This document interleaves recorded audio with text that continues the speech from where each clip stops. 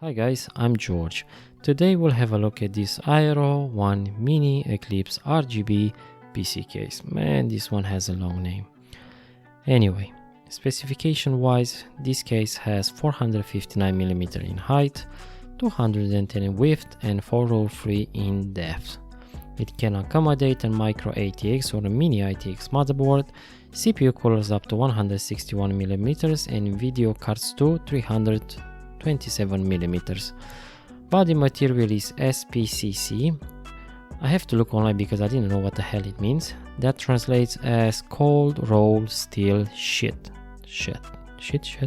Hopefully I said it right.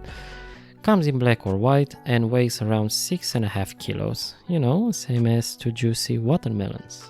Looking at the front panel, we can realize straight away that it does a very good job in terms of airflow. Material used is plastic plus some carbon looking texture for the frame and metal on the mesh. Very sturdy, nothing to complain here.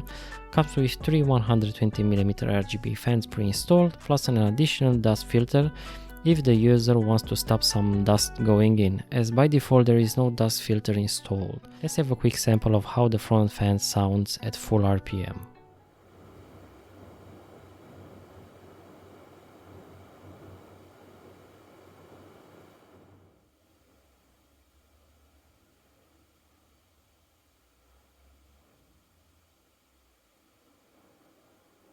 Moving at the top, we can see a clean layout with two buttons, one for power and the other one for Rgb Lightning.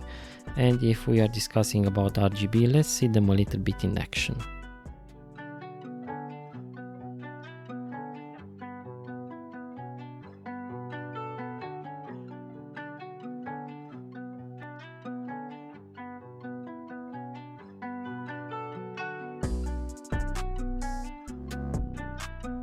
And that's the best one, all off. I hate them, to be honest. Moving on, two LEDs for power and system load, HD audio and mic, plus two USB 3.0. And at in the end, a dust filter, that's very nice. And the mesh seems very sturdy and material doesn't sound too cheap. In the back, well, you know, the usual stuff. We can see a 120mm RGB fan. With this one makes 4 in total pre-installed, 4 PCI covers and the PSU location. Underneath we get a PSU dust filter and yeah, it's a bloody nightmare to take it out, and 2 wide legs.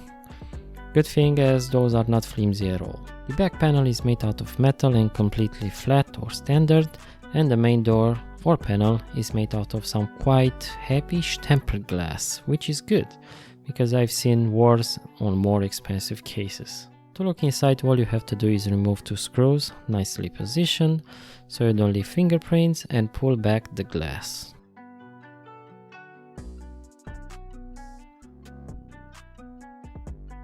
Voila! I think it looks very spacious, to be honest. I've installed an i5 10400, a GTX 1060, 16 gigs of RAM, etc, you get the point. Quality paint all around, obviously room for more hardware upgrades if you want to do in the future, who knows.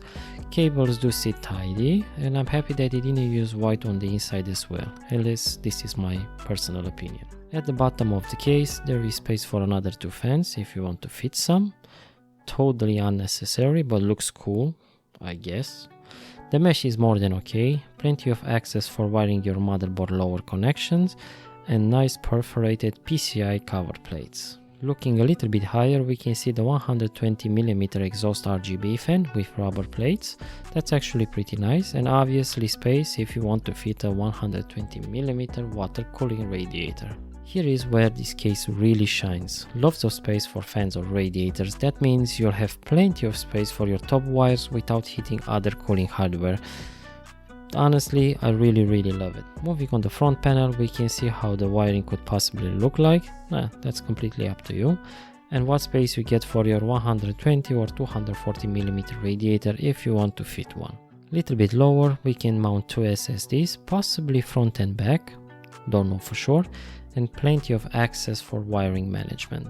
Now that we finish here, let's have a look at the back. That's the place where we can see if there was done a good job building the PC or just something rushed. To get access on the back, same story, 2 screws, panel removed, that's about it.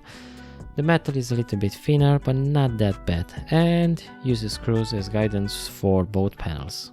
Now let's have a look. Starting from the lower side where you can see the space between the PSU and the HDD case.